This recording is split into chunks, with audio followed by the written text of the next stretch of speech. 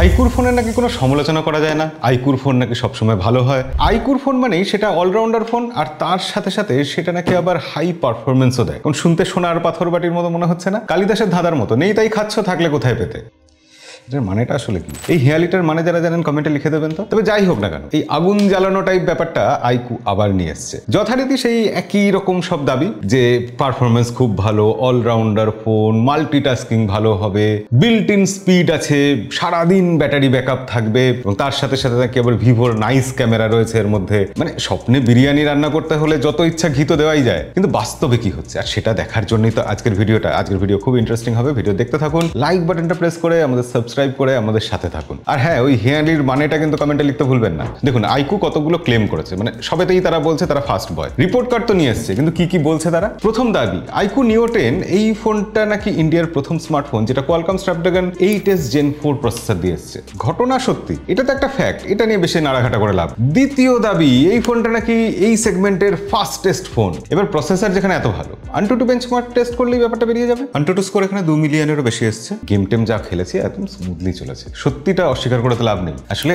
Qualcomm Snapdragon 8s Gen 4 প্রসেসরটা না TSMC-র 4 nanometre ফ্যাব্রিকেশনে তৈরি। Snapdragon 8 Elite যেরকম জিপিইউ আছে, মোটামুটি সেই গ্রেডের জিপিইউই এই প্রসেসরে আছে। এবার আইকু তার সাথে আবার LPDDR5X আলট্রা র্যাম দিয়েছে। LPDDR5X র্যাম ফ্ল্যাগশিপ ফোনে ইউজ হয়, তারপর একটা আলট্রা যোগ করে দিয়ে আরেকটু বাড়তি দিয়ে দেওয়া। এবং এই স্কোরটা দেখেই আমার সন্দেহ হয়েছিল নিশ্চয়ই এখানে UFS 4.1 স্টোরেজ টাইপ আছে, এবং সেটাই সত্যি। এবং র্যাম 16GB র্যাম তো আছেই, এবং তার সাথে সাথে আবার ওই ভার্চুয়াল র্যামের 16GB সেটার গল্পও আছে। এমনিতে আপনারা তো টেকসেভি মানুষ, আপনারা জানেন যে ভার্চুয়াল র্যাম পারফরমেন্সের ক্ষেত্রে খুব একটা কাজে লাগে না, কিন্তু যখন একসাথে অনেকগুলো অ্যাপ্লিকেশন খুলে রাখার ব্যাপার থাকে তখন সেটা কাজে আসে। এখানে 40-50টা অ্যাপ্লিকেশন আমরা একসাথে খুলে রেখে দেখেছি যে হ্যাঁ, সেগুলো খোলা থাকছে, রিলোড হয়ে যাচ্ছে না। তবে এই সব কিছু স্মুথ চলার পিছনে আর একটা বড় কারণ হচ্ছে যে এই ফোনটাতে কিন্তু ডুয়েল চিপ আছে। কি বিশেষ হচ্ছে না, আইকুর নিজস্ব সুপার কম্পিউটিং চিপ Q1, যার ফলে 360 হার্টজ টাচ স্যাম্পলিং রেট পাচ্ছি, তার সাথে সাথে 3000 হার্টজ ইনস্ট্যান্ট TSR পাচ্ছি। গেমিং এর সময় আমরা দীর্ঘক্ষণ BGMI খেলে দেখেছি, প্রায় 1 ঘন্টার কাছাকাছি সময় 144 FPS সাপোর্ট করছে, এবং সেটা স্টেবল।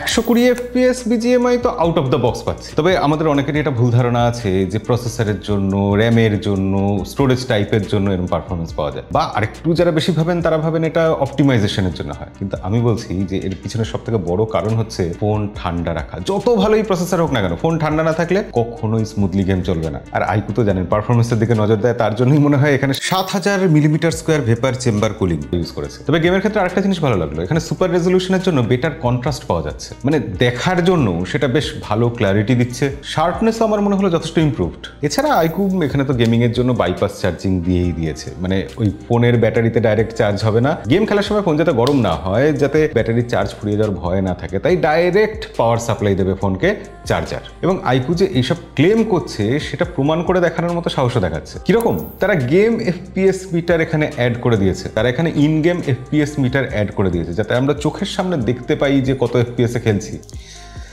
কিন্তু আমরা যেন কোথায় ছিলাম? ওহো, আইকু বলছে তারা ইন্ডিয়ার ফাস্টেস্ট স্মার্টফোন নিয়ে এসেছে এই সেগমেন্টে। সে তো এনেছে, কিন্তু তার সাথে সাথে আরো একটা ক্লেম করছে এই সেগমেন্টের একমাত্র 144 FPS এ গেম খেলা যাবে এরকম স্মার্টফোন এটা। সেটাও তো একটু আগে বলেই দিলাম, তাহলে আর কি থাকলো? আইকু বলছে এই ফোনটা নাকি এই সেগমেন্টের সব থেকে পাতলা 7000 mAh ব্যাটারি দেওয়া ফোন। ইয়েস, ঠিকই শুনছেন, এই ফোনটাতে 7000 mAh ব্যাটারি আছে। তার সাথে সাথে ফোনটা মাত্র 8.9 মিলিমিটার স্লিম, ওজন 206 গ্রামের মতো। এই যে কালারটা দেখছেন, এই কালারটার নাম ইনফার্নো রেড। এছাড়া টাইটানিয়াম ক্রোম নামে আরো একটা কালারে এই ফোনটা এসেছে। ডিজাইনটা কোথা থেকে ইন্সপায়ার্ড বুঝতে পারছেন তো? আইকুর যে ফ্ল্যাগশিপ ফোন আছে আইকু 13, সেখানে ওই যে রেসিং ট্রাকের ব্যাপার রয়েছে, সেইখান থেকে এই ডিজাইনটা ইন্সপায়ার্ড। ওকে, আবার ফিরে যাই, আইকু কি সব দাবি করছে বড় গলা করে। তাদের পরবর্তী দাবি, এই ফোনটা নাকি এই সেগমেন্টের সব থেকে ব্রাইটেস্ট ফোন। তাহলে ডিসপ্লের প্রসঙ্গে চলেই আসি। আইকু নিও 10 এ আছে 1.5K 144 hertz flat AMOLED display, আর 144 হার্টজ কথার কথা নয়, ওটা গেমিং এর সময়ও 144 হার্টজই। কিন্তু ব্রাইটেস্ট ডিসপ্লে এখানে 5500 নিটস লোকাল পিক ব্রাইটনেস রয়েছে। কিন্তু ওইসব কাগজে কলমে হিসাব বাদ দিলে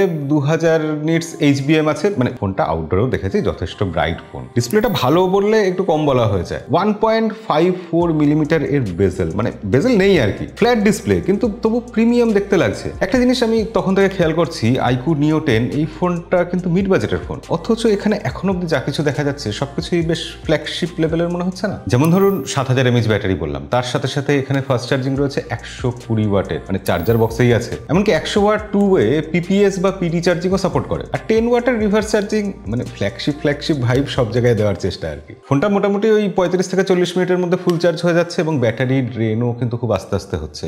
আমি একটা দিন গোটা ইউজ করে দেখেছি, মোটামুটি 50%-এর বেশি কিন্তু ব্যাটারি ড্রেন হয়নি। আচ্ছা, তাহলে এবার ক্যামেরার প্রসঙ্গে আসা যাক। আইকু মানেই ভিভোর একটা তো হাত থাকবেই, বিশেষ করে ক্যামেরার জায়গায়। এখানে ভিভোর নাইস ক্যামেরা অ্যালগোরিদম আছে। নাইস মানে সেই নাইস না, NICE ক্যামেরা অ্যালগোরিদম ইউজ করা হয়েছে, যার ফলে ছবি ভিভোর মতোই, ভিভোর ফ্ল্যাগশিপ ফোনের মতো। এখানে 50 মেগাপিক্সেলের Sony OIS portrait camera use করা হয়েছে, যেখানে 1x আর 2x এ পোর্ট্রেট নেওয়া যাচ্ছে। এছাড়া সুপার নাইট মোড রয়েছে। বেশ কিছু ছবি আমরা দিনের বেলাতে এবং রাতের বেলাতে তুলেছি। ছবি দেখলেই আপনারা বুঝতে পারবেন যে ভিভোর ক্যামেরা অ্যালগোরিদম এখানে দেখা যাচ্ছে। একদম সোশ্যাল মিডিয়ার জন্য রেডি ছবি। ইনফ্যাক্ট 32 মেগাপিক্সেলের যে সেলফি ক্যামেরাটা আছে সেটা দিয়ে ছবি তুলেও আমরা বেশ খুশি হয়েছি, বিশেষ করে পোর্ট্রেট ছবির ক্ষেত্রে। কিন্তু শুধু ছবির বেলা নয়, একটু আগে শুনলেন না OIS আছে, তো এই স্টেবিলাইজেশনকে কাজে লাগানোর জন্য এখানে ভিডিওর উপরে যথেষ্ট জোর দেওয়া হয়েছে। ফ্রন্ট ক্যামেরা, হ্যাঁ শুধু ব্যাক ক্যামেরা নয়, ফ্রন্ট ক্যামেরাতেও 4K 60 FPS এ ভিডিও রেকর্ড করা যায়, যেটা এই সেগমেন্টের আর কোনো ফোনে করা যায় না। আইকু এখানেও যা দাবি করেছিল সংখ্যা দিয়েই প্রমাণ করে দিচ্ছে, সেগমেন্টের একমাত্র ফোন। এবার আইকুর ফোন মানে সেখানে তো ভিভোর ফান্টা চয়েস থাকবেই, অ্যান্ড্রয়েড 15-এর ওপর আছে এবং টুকটাক কিছু ব্লোটওয়্যার আছে, সেগুলোকে আনইনস্টলও করে দেওয়া যাচ্ছে। আইকু বলছে 3 বছরের অ্যান্ড্রয়েডের আপডেট আর 4 বছরের সিকিউরিটি আপডেট দেবে। একটা মিড বাজেটের ফোন হিসেবে ঠিকই আছে, কি বলেন? ফিচার্সও প্রচুর আছে, কিন্তু যেটা ইন্টারেস্টিং, AI এখানে কিন্তু বেশ ভালো রকম আছে। AI লাইভ কাট আউট এখানে ইউজ করেছি আমরা, AI ইরেজার ইউজ করেছি, যেখানে আবার নতুন রকম করে কিছু কায়দা করা হয়েছে। লাইভ টেক্সট অপশন রয়েছে, যেখানে এক্সট্রাক্ট করা যাচ্ছে টেক্সটকে। এছাড়া কল করার সময় AI কল ট্রান্সলেশন ফিচার, সেটাও এখানে রয়েছে। আর সার্কেট টু সার্চ তো থাকবেই, এটা তো অবভিয়াস। এছাড়া আইকু এখানে ইমেজ এক্সপ্যান্ডার যোগ করেছে, মানে কোনো ইমেজকে যদি আরেকটু বাড়াতে চান, সাইডে AI আরো কিছুটা যোগ করে দেবে ইমেজ। আর এখানে গুগলের উন্নত জেমিনাই তো আছেই AI অ্যাসিস্ট্যান্ট হিসাবে। কিন্তু গল্প এখানেই শেষ নয়, ইম্পর্টেন্ট আরো বেশ কিছু জিনিস আছে যেগুলো বলা বাদ রয়ে গেল। যেমন এই ফোনটার চারিদিকে 24টা অ্যান্টেনা ব্যান্ড দিয়েছে আইকু। 24টা অ্যান্টেনা মানে নেটওয়ার্ক রিসেপশন ভালো হবে, কল ড্রপ হবে না, আপলোড ডাউনলোড স্পিড ভালো থাকবে, একটা স্টেবল এক্সপিরিয়েন্স পাওয়া যাবে। এছাড়া ওয়াইফাই এর জন্য লেটেস্ট ওয়াইফাই 7, সেটা তো আছেই। ব্লুটুথের জন্য লেটেস্ট ব্লুটুথ 5.4, সেটাও এখানে দেওয়া হয়েছে। 5G ব্যান্ডের জন্য যারা টেনশন করেন তাদের জন্য বলে রাখি, এই ফোনে 16খানা 5G ব্যান্ড রয়েছে। তারপর ধরুন না, NFC, IP65 rating, dual speaker, কোনো কিছুর অভাব অনুভব করার জায়গা নেই এখানে। এখানে IR ব্লাস্টারও আছে। এমনকি সবকিছুর পর আপনি যদি আফটার সেল সার্ভিস নিয়ে চিন্তা করেন, তাহলে বলি ভিভোর যত সার্ভিস সেন্টার আছে, প্রচুর সার্ভিস সেন্টার দেশ জুড়ে আছে, সেখানে আইকুর ফোনগুলো নিয়ে গেলেই সার্ভিসিং হয়ে যাবে। সেসব নিয়ে আর বিস্তারিত বলছি না, আপনি ডেসক্রিপশনে লিঙ্ক থাকবে, সেখান থেকে চেক করে নেবেন। কিন্তু আমার যেটা বলার, যে আইকু যেটা বরাবর দাবি করে আসে, তারা প্রাইস টু পারফরমেন্স একটা ফোনের ক্ষেত্রে বেস্ট দেয়। সেই দাবিটা এই ফোনের ক্ষেত্রেও আমার মনে হচ্ছে কোথাও গিয়ে সত্যি। একটা ভালো ফোন তার সমালোচনা করি কি করে বলুন? 30,000 রুপিতে আইকু যা কিছু দিচ্ছে, আইকু নিও 10-এ, আমার মনে হয় না এই ফোনটা বেশি দিন স্টকে থাকবে। আইকু জানি না কত প্রোডাকশন করেছে, কিন্তু ফোনটা চাহিদা হবেই। আমরা রেকমেন্ড করবো গোটা 2025 সাল জুড়ে। আর করবো নাই বা কেন? কোনো স্মার্টফোনে যদি পাওয়ার প্যাকড পারফরমেন্স থাকে, ইউনিক ডিজাইন হয়, পাওয়ারফুল ক্যামেরা থাকে এবং গেমারদের জন্য যদি স্মুথ গেমিং এক্সপিরিয়েন্স পাওয়া যায়, এবং সেটাও আবার 30,000 রুপির মধ্যে, তাহলে আপনি বলুন এই ফোনটা ছাড়া আর অন্য কোনো ফোনের কথা ভাবতে ইচ্ছা করবে? যাই হোক, এই ফোনের প্রি বুকিং কিন্তু আজ থেকে স্টার্ট হয়ে গেছে। ডিসক্রিপশনে লিঙ্ক থাকলো। আজকের ভিডিও এখানেই শেষ করবো, তবে যাওয়ার আগে লাইক করে দেবেন, সাবস্ক্রাইব করে দেবেন। দেখা হবে পরের ভিডিওতে। আজকের মতো বিদায়।